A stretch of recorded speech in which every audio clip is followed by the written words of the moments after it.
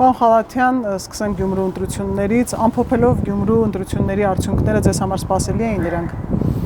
Ես կարծում եմ, որ հատկապես թիմ մակարդակի ընտրություններում մեծ է անձերի գործոնը եւ ընդհանրապես այն բոլոր ուրեմն զարգացող ժողովրդավարություններին բնորոշ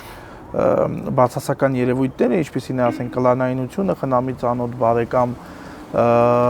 հանգամանք, այդ ամենը բավականին ինտենսիվ կերպով երևակվում է հենց թիմ ընտրություններում, քանի որ փոքր ուրեմն կոմպակտ տարածքներում բոլորը բոլորին ճանաչում են, կա որոշակի փոխկապվածություն, փոխկախվածություն նաև եւ դա իհարկե ստվերում է բուն քաղաքական օրակարգը։ Անկամ զարգացած երկրներում նման երևույթներ, զարգացած ժողովրդավարական երկրներում նման երևույթներ նկատվում են, ելույթ մնաց, այսպես ասենք, ժողովրդավարական ուղին միայն վերջերս վերգտած Հայաստանի պարագայում, հետևաբար այստեղ կարևորը ընդհանուր առմամբ ընտրությունների այսպես լեգիտիմության ապահովումն էր բառից քվեարկության օրինականության իմաստով, ինչը կարծում եմ հաջողվել է, ինչ վերաբերում է բուն ընտրությունների արդյունքներին, ապա այստեղ բավականին լուրջ խնդիրներ կան, բայց որոնք կապված չեն քվեարկության process-ի հետ որպես այդպիսին, այլ ավելի շատ վերաբերում են պետության իրավական, եթե կուզեք իրավապահ, հանցավորության դեմ պայքարի քաղաքականությանը, հա, այսինքն քրեական ենթամշակույթը լայն իմաստով ներկայացնող սոցիալական շերտերը չպետք է ունենան քաղաքական ներկայացվածության հնարավորություն, իսկ եթե ուրեմն նրանք այդուհանդերձ հասնում են ընտրությունների փուլին եւ առաջադրվում են, ապա այստեղ իրենց ընտրվելու սահմանադրական իրավունքը պետք է երաշխավորվի, որպեսզի մենք կարողանանք ապահովել ընտրանքի արդյունավետությունը կամ այլ ընտրանքի, այդտեղ գործ ունեն հատկապես, ինչպես նշեցի, իրավապահ, օրինականությունը ապահովող կառույցները եւ պետական մարմինները, որպեսզի պատասխանատվության անխուսափելիության սկզբունքը գործի եւ կենսագործվի մինչև ընտրությունները, ինչը կնշանակի, որ պետությունը լեգիտիմ կերպով միջամտում է ուրեմն ընտրանքի ձևավորմանը համապատասխանաբար հակասոցիալական ապօրինի հանցավոր դրսևորված անձանց պատասխանատվությունը երաշխավորելով, այդ թվում քրեական պատասխանատվությունը նախ եւ առաջ։ Իդեպ քիչ առաջ տեղեկացանք, որ Հելսինկյան քաղաքացիական ասամբլեայի Վանաձորի գրասենյակը հաղորդում է ներկայացրել Վարդան Ղուկասյանի դեմ, մասնավորապես քահանայի վերաբերյալ այդ տգեղ եւ սպառնալիք ներկայացնող արտահայտություններ անելու համար։ Դա ընթացք տալուց հետո ինչ սպասել։ Տեսեք, զուտ ինստիտուցիոնալ տեսանկյունից հարցին պատասխանեմ, սա իմ ասացի ուղիղ ապացույցն է, երբ ուրեմն այսպես հասարակության մեջ արկա ուրեմն պատկերացումները եւ կոնկրետ անձանց վերաբերյալ եւ նրանց հանցավոր առնչությունների վերաբերյալ տեղեկությունները օրենքով սահմանված կարգով հիմնավորապես չեն հերքվում եւ ավելին հասարակության մեջ ձևավորվում է համոզում, որ այդ որոշակի շրջանակներ սոցիալական իրենց ուրեմն պատասխանատվությունը օրենքի առաջ չեն կրում, դրանով իսկ խախտելով օրենքի առաջ բոլորի հավասարության սկզբունքը սահմանադրությամբ երաշխավորված, մենք գործ ունենք այդ թվում ձնագնդի էֆեկտի հետ, երբ որոշակի անձինք, որոշակի սեգմենտներ ստանալով քաղաքական լեգիտիմություն, նաև որոշակի նաև խոսույթի մակարդակում հակաիրավական վարք են դրսևորում, եւ սա մեծ վնաս է հասցնում պետական կառավարմանը, ընտրովի պետական ինստիտուտների ձևավորմանը, ստացվում է, որ անգամ ժողովրդավարական ընտրական համակարգի պարագայում պետական ինստիտուտների արդյունավետությունը կարող ենք ասել էապես չի բարձրանում, իսկ որոշ դեպքերում նաև դեգրադացման հետ կարող են գործ ունենալ, իսկ սա արդեն ինչպես նշեցի, միայն ընտրական ժողովրդավարությամբ լուծելիք խնդիր չէ, այսինքն մենք ունենք ժողովրդավարություն, որը ընտրության մասին է, ընտրական process-ի մասին է, բայց մենք իրավունքի եւ օրենքի գերակայության հետ կապված լուրջ խնդիր ունենք, իսկ դա արդեն ընտրության արդյունքների որակական կապիտալիզացիայի մասին, ինչը օրինակ շատ տեղերում մենք իրոք չենք տեսնում։ Երկու ընդդիմադիր դաշինքներ հայտարարեցին, որ իրենք միանում են, այսինքն իրենց ձայնը տալիս են Վարդան Ղուկասյանին, արդեն 4-րդ օրն է հանրությունը սպասում է Մարտուն Գրիգորյանի պատասխանին, նա ասել էր, որ հայտարարությամբ հանդես կգա, սակայն արդեն 4-րդ օրն է եւ այդ հայտարարությունը դեռ չկա, ինչ սցենարներ եք սպասում այս իրավիճակից։ Նախ նշեմ, որ կոալիցիոն կառավարումը ի հեճուկս այսպես տարածված մոտեցման, որ նպաստում է կառավարման արդյունավետությանը, դա այդքան էլ այդպես չէ, ներառականության իմաստով անխոս է, որ կոալիցիոն կառավարումը թույլ է տալիս առավելագույն քաղաքական եւ սոցիալական ներառականություն ապահովել, բայց նաեւ հաշվի առնելով հայաստանյան քաղաքական մշակույթի առանձնահատկությունները, կոալիցիոն կառավարումը հատկապես թիմ մակարդակում թույլատնելու է ընդհանուր առմամբ քաղաքապետին, ընդհանրապես տեղական ինքնակառավարման մարմինների գործունեությունը, որովհետև ըստ էության կայուն մեծամասնություն, կայուն բառից ոչ թե մեր սահմանադրությամբ նախատեսված այդ կայուն մեծամասնության մասին է խոսքը, այլ գործունակ մեծամասնության առումով քաղաքապետը չի ունենալու, հատկապես եթե հաշվի առնենք այն հանգամանքը, որ այստեղ հարցը ոչ թե կոալիցիոն կառավարման մասին է, այլ փաստորեն երկու քաղաքական ուժեր հայտարարել են, որ պարզապես իրենց ձայները տալու են ընդդիմադիր ուրեմն քաղաքական գործիչներից մեկին առանց կոալիցիոն հուշագրի կնքման, նշելով, որ իրենց պաշտոն պետք չէ, դա իրականում հակաքաղաքագիտական, եթե կուզեք հակաքաղաքական մոտեցում է եւ ընդհանուր առմամբ նաեւ քաղաքական պատասխանատվությունից կարծես խուսափելու միջոց, որովհետեւ ստացվում է, որ չկա քաղաքական ուժերի ծրագրերի համադրում, չկա քաղաքի կառավարման համար ընդհանուր քաղաքական պատասխանատվության ստանձնման այսպես հանձնառություն, այլ պարզապես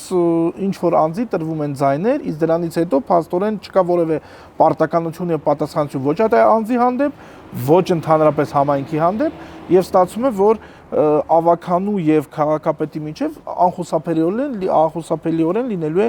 ինստիտուցիոնալ եւ քաղաքական խզվածք։ Իսկ դա նշանակում է, որ քաղաքապետի լիազորությունների մի շատ զգալի մաս պարզապես հնարավոր չի լինելու իրականացնել, որովհետեւ ավականին կարող է բյուջե չհաստատել, ավականին կարող է համայնքապատկան հողերի օտարման եւ այլ գործարքների հաստատման մասով սաբոտաժի գնալ կամ որոշումներ չհաստատել եւ այլն, եւ արդյունքում մենք ունենանք կամ միանգամից կունենանք կառավարման կոլապս քաղաքում կամ այդ դամոկլյան սրի պես այդ կոլապսի վտանգը կախված է լինելու քաղաքի վրա։ Իսկ որպես սցենար հստակ է, որ մեր օրենսդրությունը ընտրական սահմանում է, որ կամ մենք ունենանք քաղաքապետ ավականու կողմից ընտրված, կամ եթե ավականին անգործունակ գտնվի եւ չկարողանա քաղաքապետ ընտրել, ապա գնալու ենք նոր ընտրությունների, դա ախոս է։ Ընտրություններից առաջ երբ մենք խոսում էինք, թե որ տեխնացուին Սերժ Սարգսյանն է սատարում, այն մյուս տեխնացուին Ռոբերտ Քոչարյանը, նրանք չէին շտապում այդ մասին բարձրաձայնել, սակայն գործողություններից ակնհայտ էր ընտրություններից անմիջապես հետո, թե Քոչարյանական թևը ցույց տվեց, որ ակնհայտ պաշտպանում է Վարդան Ղուկասյանին եւ ՀՀԿ-ական թևը Մարտուն Գրիգորյանին եւ արդեն անցել են մեղադրանքների, մասնավորապես օրինակ Քոչարյանականները ամենակոպիտ եւ վիրավորական արտահայտություններն են հնչեցնում Մարտուն Գրիգորյանին իրենց պատկերացմամբ թասիբի են գցում, որպեսզի միանա Վարդան Ղուկասյանին, այ ուր կհասցնի այս իրավիճակը ըստ ձեզ։ Իմ կանխատեսումը այն է, որ ամենայն հավանականությամբ մենք կունենանք նոր ընտրություններ, բոլոր դեպքերում այստեղ կրկին վերադառնանք թիմ ընտրությունների բուն բովանդակությանը կամ ավելի շուտ էությանը, հատկապես Հայաստանում, այդտեղ ընդգծված կա կլանայնության եւ տարբեր ոչ հրապարակային առնչությունների խնդիրը, որոնք որ ծծում դրսևորվում են այս պարագայում եւ հաշվի առնելով այլևայլ նմանատիպ հանգամանքներ, ես կարծում եմ, որ քվեարկություն, միասնական քվեարկություն համապատասխան անձի օգտին չի լինի։ Եվ այստեղ ես կարևորում եմ նաև իրավապահ համակարգի գործողությունները, մոտ 10 գործ է հարուցված ընտրությունների արդյունքները, որոնց զգալի մասը վերաբերում է ընտրակաշառքին կամ մեծ մասը ընտրակաշառքին, ընտրական որոշակի իրավախախտումներին, հանցավոր դրսևորումներին առերևույթ եւ այստեղ շատ կարեւոր է նաեւ այդ բոլոր ահազանգերի, բոլոր հաղորդումների պատշաճ ընթացքի ապահովումը, քրեական գործերի հարուցումը, դրանց ընթացքը, որպես ընդհանրապես պարզվի թե որքանով ուրեմն կոնկրետ նաև քաղաքական դերակատարները, որոնք օրինակ համապատասխանում են, այսպես ոչ թե համապատասխանում են, այլ որոնք հավակնում են, հա, քաղաքապետի պաշտոնին, տվյալ պարագայում Վարդան Ղուկասյանը արդյոք քրեական օրենսգրքով նախատեսված արարքներ չեն կատարել եւ դա թույլ կտա նաեւ իմ ասած այդ լեգիտիմ միջամտությունը պետության ընտրական գործընթացներին ապահովել եւ նաեւ ինչու ոչ հանգեցնել ինչ որ այսպես հանրօգուտ արդյունքի, որտեղ կարծես թե այսօր Գյումրիում հասարակությունը որոշակիորեն այլևս օտարվել է այդ քաղաքական գործընթացներից եւ դա եւս ցույց է տալիս, որ հատկապես թիմ համակարգում էր ընտրական ինստիտուտը բավականին կաղում է բովանդակային իմաստով, այսինքն միայն քվեարկությունը չէ, որ ամփոփում է, հա, ընտրական ինստիտուտը որպես այդպեսին։ Իշխանության թևից հնչեց տեսակետ, որ Գյումրիում ընդդիմությունը ցածկահարթակ ստեղծելն է ապաքաղաքական զարգացումներ, փողոցում տարբեր տեսակի իրադարձություններ ստեղծելու համար։ Ձեր կարծիքը ինչպիսին է այս մասով եւ առհասարակ այս ամենից հետո ինչպիսի գործընթացներ ակնկալել Երևանում արդեն։ Դե հենց թիմ ընտրությունների